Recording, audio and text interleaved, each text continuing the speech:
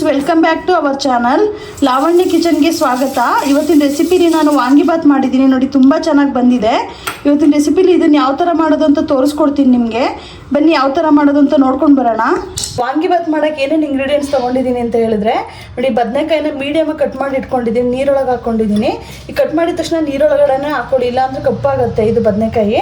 ಮತ್ತು ಇದಕ್ಕೆ ವಾಂಗಿಬಾತ್ ಪೌಡ್ರ್ ತೊಗೊಂಡಿದ್ದೀನಿ, ಹಸಿಮೆಣಸಿನ್ಕಾಯಿ, ಸಾಸಿವೆ, ಅರಿಶಿನ ಪುಡಿ ಮತ್ತು ಬೆಳ್ಳುಳ್ಳಿ, ಒಣಮೆಣಸಿನ್ಕಾಯಿ, ನೆರಗಡಲೆ ಬೀಜ.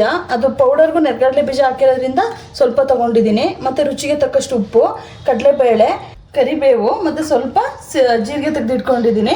ಈಗ ಯಾವ ಥರ ಮಾಡೋದು ಅಂತ ನೋಡ್ಕೊಂಬರೋಣ ಬನ್ನಿ. ಬಾಣಲಿ ಬಿಸಿಯಾಗಿದೆ, ಎಣ್ಣೆ ಹಾಕೋಣ. ನಾನು 3 ಸ್ಪೂನ್ ಹಾಕ್ತಾಯಿದ್ದೀನಿ. ಎಣ್ಣೆ ಕಾದಿದೆ, ಸಾಸಿವೆ ಹಾಕೋಣ. ಅದೇ ಇದಕ್ಕೆ ಸ್ವಲ್ಪ ಒಂದು ಅರ್ಧ ಸ್ಪೂನಷ್ಟು ಜೀರಿಗೆ ಹಾಕೋಣ. ಮತ್ತು ನೆರಗಡಲೆ ಬೀಜ ನೋಡಿ ಇಷ್ಟ ಹಾಕ್ತಾಯಿದ್ದೀನಿ. ಆ ಪೌಡರೆಲ್ಲ ಇರೋದ್ರಿಂದ ಇಷ್ಟ ಹಾಕೋಣ. ನೆರಗಡಲೆ ಬೀಜ ಫ್ರೈ ಆದಮೇಲೆ ಕಡಲೆಬೇಳೆ ಹಾಕೊಳ್ಳೋಣ. ಎಷ್ಟು ಬೇಕು ನೋಡಿ ಅಷ್ಟು ಹಾಕೊಳ್ಳಿ. ಇದು ಸ್ವಲ್ಪ ನೀಟಾಗಿ ಫ್ರೈ ಮಾಡೋಕ್ಕೆ ಬಿಡೋಣ.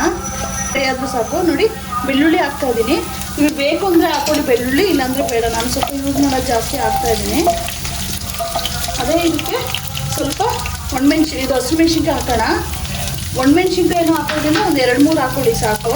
2 ಹಾಕಿದ್ರೆ ಟೇಸ್ಟ್ ಚೆನ್ನಾಗಿರುತ್ತೆ ಅನ್ನೋಕ್ಕೋಸ್ಕರ ಹಾಕೋದು. ಮತ್ತು ಸ್ವಲ್ಪ ಫ್ರೈ ಆದಮೇಲೆ ಕರಿಬೇವು ಹಾಕೋಣ. ಇದು ಒಂದು ಸ್ವಲ್ಪ ಫ್ರೈ ಆಗಲಿ. ಹಸಿಮೆಣ್ಸಿನ್ಕಾಯಿ ಸ್ವಲ್ಪ ಫ್ರೈ ಆದ ತಕ್ಷಣ ಒಣಮೆಣ್ಸಿನ್ಕಾಯಿ ಹಾಕೊಳ್ಳೋಣ. 2 ಹಾಕಿದ್ರೆ ತುಂಬ ಚೆನ್ನಾಗಿರುತ್ತೆ ಟೇಸ್ಟು. ಇದು ಸ್ವಲ್ಪ ಫ್ರೈ ಮಾಡ್ಕೊಳ್ಳೋಣ.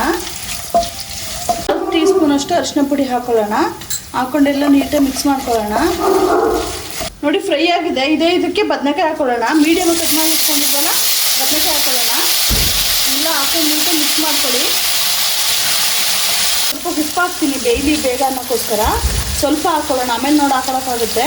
ಮತ್ತು ಕಮ್ಮಿ ಸ್ಟೀಮ್ ಮಾಡಿಕೊಂಡು ಕಮ್ಮಿ ಉರಿಲೇ ಬೇಯಿಸ್ಕೊಳ್ಳಿ. ನೀಟಾಗಿ ಬೇಯುತ್ತೆ ಅವಾಗ. ಸ್ವಲ್ಪ ಬೇಯಲಿ, ಇದು ಬೇಯಕ್ಕೆ ಬಿಡೋಣ ಇವಾಗ. ನೋಡಿ ಮುಳುಗಾಯಿ ಎಲ್ಲ ಚೆನ್ನಾಗಿ ಬೆಂದಿದೆ. ಇದಕ್ಕೆ ವಾಂಗಿಬಾತ್ ಪೌಡ್ರ್ ಹಾಕ್ತಾಯಿದ್ದೀನಿ. ನಾನು 1 ಕಪ್ಪಷ್ಟು ಹಾಕ್ತಾಯಿದ್ದೀನಿ. ಹಾಕೊಂಡು ನೀಟಾಗಿ ಮಿಕ್ಸ್ ಮಾಡ್ಕೊಳ್ಳೋಣ. ಉಪ್ಪು ಸ್ವಲ್ಪ ನಾನು ಒಗ್ಗರಣೆಗೆ ಹಾಕಿರೋದ್ರಿಂದ ಈಗ ಅನ್ನ ಕಲಿಸ್ಬೇಕಾದ್ರೆ ನೋಡಿ ಮಿಕ್ಸ್ ಮಾಡ್ಕೊಳ್ಳಿ. ನೋಡಿ ಇದಾಗಿದೆ. ಇದಕ್ಕೆ ಅನ್ನ ಮಾಡಿ ಇಟ್ಕೊಂಡಿದ್ನಲ್ಲ ಹಾಕ್ತಾಯಿದ್ದೀನಿ. ಸೊ ನಿಮ್ಗೆ ಎಷ್ಟು ಬೇಕೋ ಅಷ್ಟು ನೋಡಿ ಮಸಾಲೆಗಳು ಹಾಕ್ಕೊಂಡು ಮಾಡ್ಕೊಳ್ಳಿ. ನಾನು ಇಷ್ಟ ಹಾಕ್ತಾಯಿದ್ದೀನಿ, ಇಷ್ಟು ಮಸಾಲೆಗೆ ಇಷ್ಟ ಅನ್ನ ಹಾಕ್ತಾಯಿದ್ದೀನಿ. ಹಾಕ್ಕೊಂಡು ನೀಟಾಗಿ ಮಿಕ್ಸ್ ಮಾಡ್ಕೊಳ್ಳೋಣ ಇವಾಗ. ನೋಡಿ ನೀಟಾಗೆಲ್ಲ ಮಿಕ್ಸ್ ಮಾಡ್ಕೊಂಡಿದ್ದೀನಿ. ಒಂದು ಬೌಲ್ಗೆ ಹಾಕೋಣ ಇವಾಗ. ನೋಡಿ ವಾಂಗಿಬಾತ್ ಬಿಸಿ ವಾಂಗಿಬಾತ್ ರೆಡಿ ಇದೆ. ಸೊ ಈ ಥರ ಮಾಡ್ಕೊಳ್ಳಿ ಮನೇಲಿ, ತುಂಬ ಚೆನ್ನಾಗಿರುತ್ತೆ ಟೇಸ್ಟು. ಬೇಗನೂ ಆಗುತ್ತೆ ಟಿಫನ್ನು, ಮತ್ತು ತುಂಬಾ ಚೆನ್ನಾಗಿ ಬರುತ್ತೆ. ಅರ್ಜೆಂಟಲ್ಲಿ ಕೆಲ್ಸಕ್ಕೆ ಹೋಗಬೇಕು ಅನ್ನೋರು ಈ ಥರ ರೆಸಿಪೀಸ್ ಮಾಡ್ಕೊಳ್ಳಿ, ತುಂಬ ಚೆನ್ನಾಗಿರುತ್ತೆ. ನೋಡಿ ತುಂಬ ಚೆನ್ನಾಗಿ ಬಂದಿದೆ. ಫೈನಲಿ ವಾಂಗಿಬಾತ್ ರೆಡಿ ಆಗಿದೆ. ನಿಮಗೆಲ್ಲ ಇವತ್ತಿನ ವಿಡಿಯೋ ತುಂಬ ಇಷ್ಟ ಆಗಿದೆ ಅಂತ ಅಂದ್ಕೊಂಡಿದ್ದೀನಿ. ಹೊಸ್ದಾಗಿ ಯಾರು ನನ್ನ ಚಾನಲ್ ನೋಡ್ತಿದ್ದೀರೋ ದಯವಿಟ್ಟು ಸಬ್ಸ್ಕ್ರೈಬ್ ಮಾಡ್ಕೊಳ್ಳಿ, ಲೈಕ್ ಮಾಡಿ, ಶೇರ್ ಮಾಡಿಕೊಂಡು ಯಾವ ಥರ ಇತ್ತು ಅಂತೇಳಿ ಕಮೆಂಟ್ಸ್ ಮುಖಾಂತರ ನನಗೆ ತಿಳಿಸಿ. ಇದೇ ಥರ ನನ್ನ ವೀಡಿಯೋನ ವಾಚ್ ಮಾಡ್ತಾಯಿರಿ. ಇಷ್ಟೊತ್ತು ನನ್ನ ವೀಡಿಯೋ ವಾಚ್ ಮಾಡಿದ್ದಕ್ಕೆ ಧನ್ಯವಾದಗಳು.